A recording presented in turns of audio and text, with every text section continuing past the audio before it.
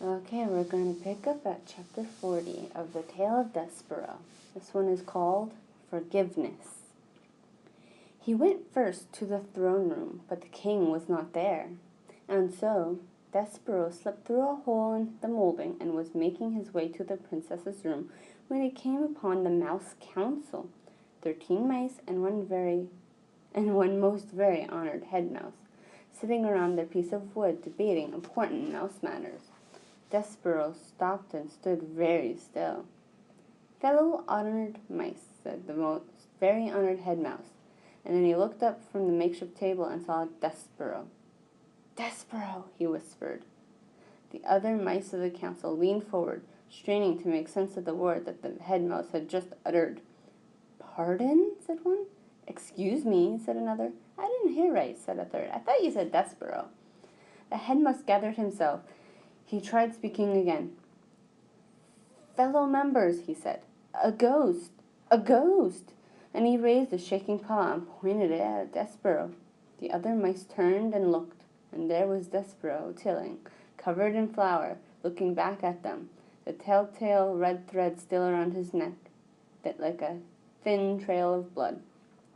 "Despereaux," said Lester, "son, you have come back." Despereaux looked at his father and saw an old mouse whose fur was shot through with gray. How could that be? Despereaux had only been gone a few days, but his father seemed to have aged many years in his absence.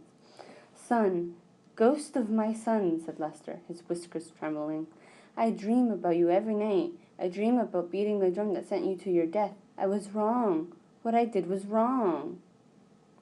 "No," called the most very honored head mouse. "No." "I've destroyed it," said Lester. "I've destroyed the drum. Will you forgive me?" He clasped his front paws together and looked at his son. "No!" shouted the head mouse again. "No, do not ask the ghost to forgive you, Lester. You did as you should. You did what was best for the mouse community." Lester ignored the head mouse. "Son," he said, "please." Despereaux looked at his father, at his gray-streaked fur and trembling whiskers, and his front paws clasped together in front of his heart, and he felt suddenly as if his own heart would break in two. His father looked so small, so sad. "Forgive me," he said again. Forgiveness, reader, is, I think, something very much like hope and love, a powerful, wonderful thing, and a ridiculous thing, too. Isn't it ridiculous, after all, to think that a son could forgive his father for beating the drum that sent him to his death? Isn't it ridiculous to think that a mouse could ever forgive anyone for such perfidy? But still, here are the words Despereaux Tilling spoke to his father. He said, "I forgive you, Pa." And he said those words because he sensed that it was the only way to save his own heart, to stop it from breaking in two. Despereaux, reader, spoke those words to save himself. And then he turned from his father and spoke to the whole mouse council. "You were wrong," he said, "all of you. You asked me to renounce my sins. I ask you to renounce yours. You wronged me. Repent." "Never," said the head mouse. Despereaux stood before the mouse council, and he realized that he was a different mouse than he had been the first time he faced them. He had been to the dungeon, and back up out of it, he knew things that they would never know. What they thought of him, he realized, did not matter, not at all. And so, without saying another word, Despereaux turned and left the room. After he was gone, the head mouse slapped his trembling paw on the table. "Mice of the council," he said, "we have been paid a visit by a ghost who told us to repent. We will now take a vote. All in favor of saying that this visit did not occur, vote aye." And from the members of the mouse council there came a tiny but empathetic chorus of ayes. Only one mouse said nothing. That mouse was Despereaux's father. Lester Tilling had turned his head away from the other members of the council. He was trying to hide his tears. He was crying, reader, because he had been forgiven. Chapter 41, The Tears of a King. Despereaux found the king in the peas room, sitting on his daughter's bed, clutching the tapestry of her life to his chest.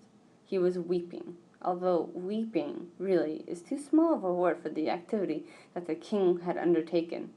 Tears were cascading from his eyes. A small puddle had formed at his feet. I am not exaggerating. The king, it seemed, was intent on crying himself a river. Reader, have you ever seen a king cry? When the powerful are made weak, when they are revealed to be human, to have hearts, their diminishment is nothing short of terrifying. You can be sure that Despereaux was terrified. Absolutely. But he spoke up anyways. Sir, the mouse said to the king, but the king did not hear him. And as Despereaux watched, King Philip dropped the tapestry and took his great golden crown from his lap and used it to beat himself on the chest over and over again. The king, as I already had mentioned, had several faults. He was nearsighted. He made ridiculous, unreasonable, difficult to enforce laws, and in much the way of Miguel, he was not exactly the sharpest knife in the drawer. But there was one extraordinary, wonderful, admirable thing about the king. He was a man who was able and willing to love with the whole of his heart. And just as he had loved the queen with the whole of his heart, so too he loved his daughter with the whole of it, even more than the whole. He loved the Princess P with every particle of his being, and she had been taken from him. But what Despereaux had come to say to the king had to be said, and so he tried again. "Excuse me," he said. He wasn't certain, really, how a mouse should address a king. Sir did not seem like a big enough word. Despereaux thought about it for a long moment. He cleared his throat. He spoke as loudly as he was capable of speaking. "Excuse me, most very honored head person." King Philip stopped beating his crown against his chest. He looked across the room. "Down here, most very honored head person," said Despereaux. The king, tears still falling from his eyes, looked at the floor. He squinted. "Is that a bug speaking to me?" he said. "No," said Despereaux. "I am a mouse. We've met before." "A mouse?" bellowed the king. "A mouse is one step removed from a rat." "Sir," said Despereaux, "most very honored head person, please, you have to listen to me. This is important. I know where your daughter is." "You do," said the king. "You do," said the king. He sniffed. He blew his nose on his royal cloak. "Where?" he said, as he bent over to look more closely at Despereaux. 1 tear, 2 tears, 3 enormous king-sized tears fell with an audible plop onto Despereaux's head, and rolled down his back, washing away the white of the flower, revealing his own brown fur. "Sir, most very honored head person, sir," said Despereaux, as he wiped the king's tears out of his own eyes. "She is in the dungeon." "Liar," said the king. He sat back up. "I knew it. All rodents are liars and thieves. She is not the dungeon. She is not in the dungeon. My men have searched the dungeon." "But no one really knows the dungeon except the rats, sir. There are thousands of places where she could be hidden, and only the rats would know. Your men would never be able to find her if the rats did not want her found." "Ack!" said the king. He clapped his hand over his ears. "Do not speak to me of the rats and what they know," he shouted. "Rats are illegal. Rats are against the law. There are no rats in my kingdom. They do not exist." "Sir, most very honored head mouse person, that is not true.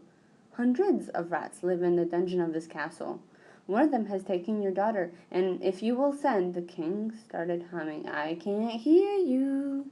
He stopped to shout, "I cannot hear you. And anyway, what you say is wrong because you are a rodent and therefore a liar."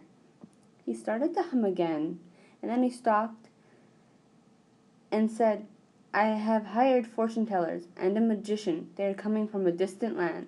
They will tell me where my beautiful daughter is. They will speak the truth. A mouse cannot speak the truth." "I am telling you the truth," said Despereaux. "I promise." But the king would not listen. He sat with his hands over his ears. He hummed loudly. Big fat tears rolled down his face and fell to the floor. Despereaux sat and stared at him in dismay. What should he do now?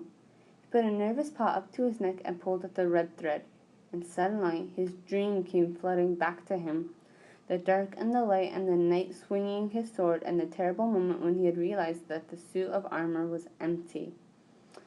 And then, reader, he stood up before the king, a wonderful, amazing thought And then, reader, as he stood before the king, a wonderful, amazing thought occurred to the mouse. What if the suit of armor had been empty for a reason? What if it had been empty because it was waiting for him? You know me. That was what the knight in his dream had said. Yes, said Despereaux out loud in wonder. I do know you. I can't hear you, said the king. I have to do it myself, said the mouse. I will be the knight in shining armor. There is no other way. It has to be me. Despereaux turned. He left the weeping king. He went to find the thread master.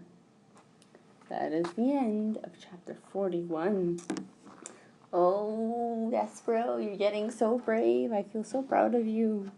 We'll continue next time. Bye.